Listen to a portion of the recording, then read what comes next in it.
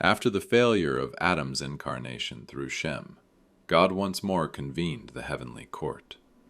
The throne of judgment was set, the Bene Elohim summoned, and the accuser again brought forth his claims. Satan, your plans to corrupt humanity beyond repair have failed.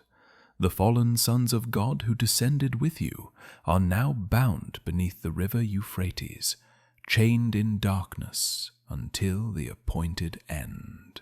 Yes, the first test has passed, but I remain prince of this world. I have enthroned 70 Bene Elohim as rulers over the nations, each to be my image, each to be worshipped in temples of stone and blood. The peoples bow to me as their God. Master of the universe, since Satan sets himself to thwart me, grant that I and Eve may guide and protect Abraham's family in their next trials. Allow us to stand with the chosen line, so that the repair may not fail. Adam, you shall be guardian of Israel, their shield and protector. Eve, you shall be their wisdom, their Bina, guiding them through the ways of justice. Adam shall be the pillar of fire by night and the cloud of glory by day, while Eve shall be known among them as the Shekhinah, the indwelling presence. Thus began Adam and Eve's secret intervention in the story of Israel. Hidden, yet present, they guarded Abraham's seed from destruction and inspired the prophets to truth. But a time came when Adam himself was again to descend into flesh. From the tribe of Judah, Jesse was chosen as father, and from Nitzahuva, a vessel of Eve's soul, the mother was chosen. From their union came forth a son, conceived in brokenness, but destined for greatness. David, shepherd of Israel, and king anointed of God. The heavens bore witness, signs blazed in the constellations, and the date itself was sealed in the books of eternity. On the 2nd of Iyar, in the year 2716 from creation, April 7th, 1045 BCE, David was born, the second great incarnation of Adam's soul. When Adam's soul returned to earth in the person of David, king of Israel, heaven ordained a test as severe as Eden. For just as Adam had been asked to obey God's command in the garden and failed, so too David was confronted with a choice that would reveal whether he could repair the sin of Adam. David's sin with Bathsheba brought forth a child, but the prophet Nathan declared that the child would not live. For 7 days David fasted, lay upon the ground, and pleaded with God, hoping the decree might be overturned.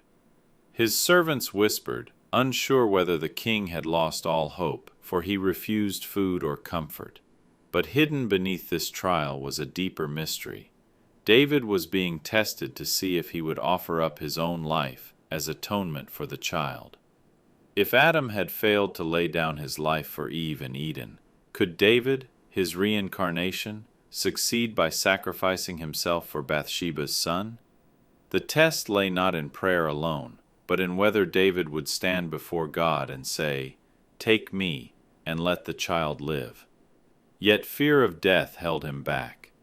David rose after the child died, washed, and went to worship in the house of the Lord. He accepted the decree, but the opportunity to surrender his life in place of another had slipped away.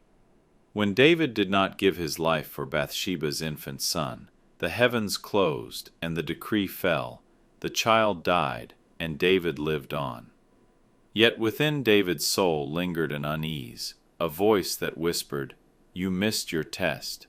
You did not complete Adam's repair."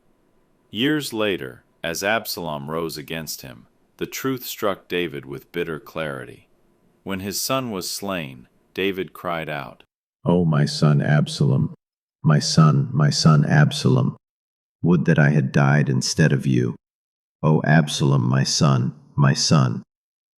2 Samuel 19:1. This was no mere grief of a father. It was the echo of Eden. David suddenly understood.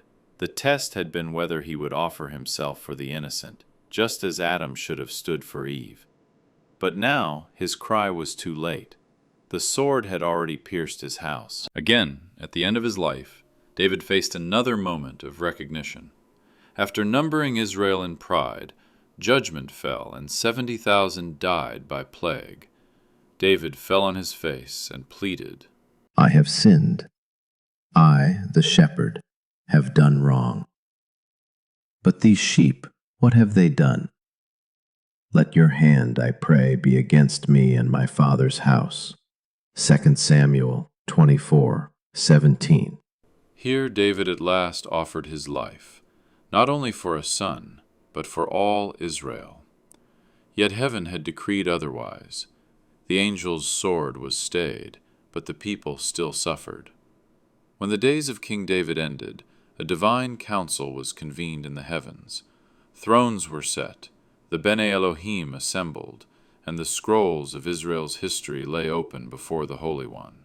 David, son of Jesse, rise and speak. You have lived as shepherd, warrior, king, and psalmist.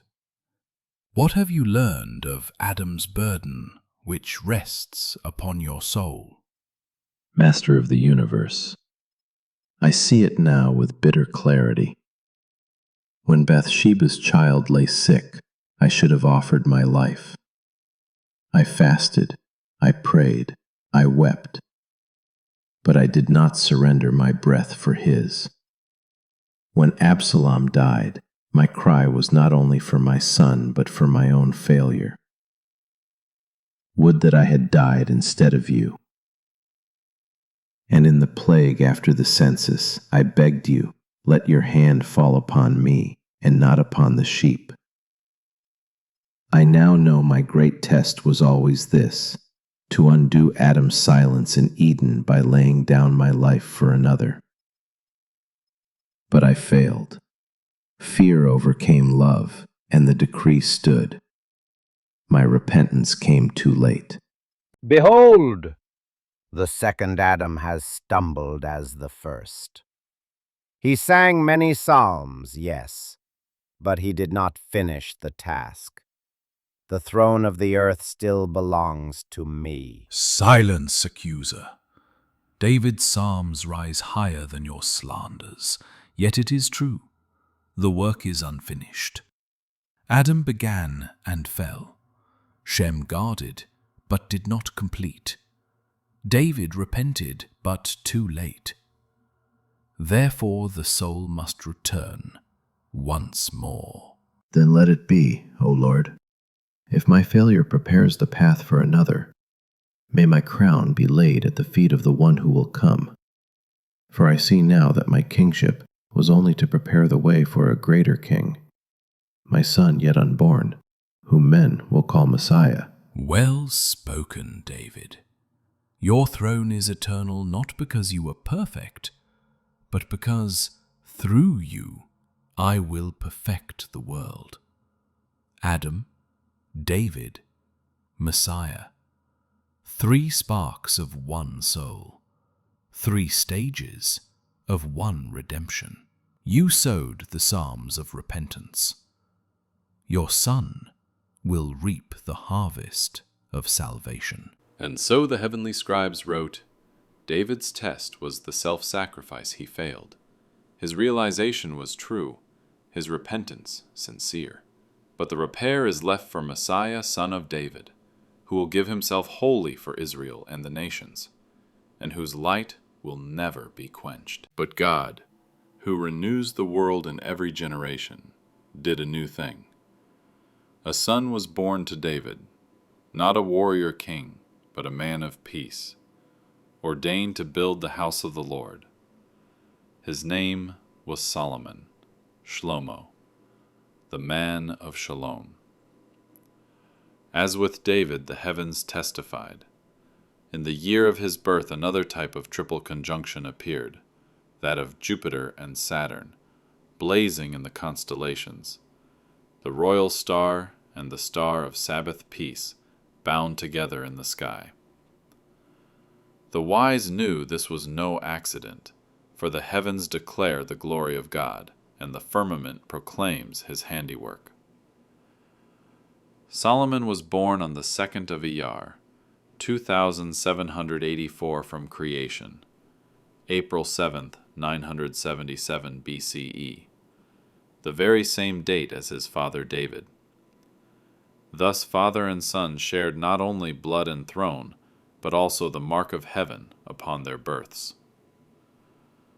To commemorate this mystery, when the cornerstone of the temple was set, it was laid on the 2nd of Iyar, 966 BCE, binding the house of God to the birthdays of David and Solomon alike.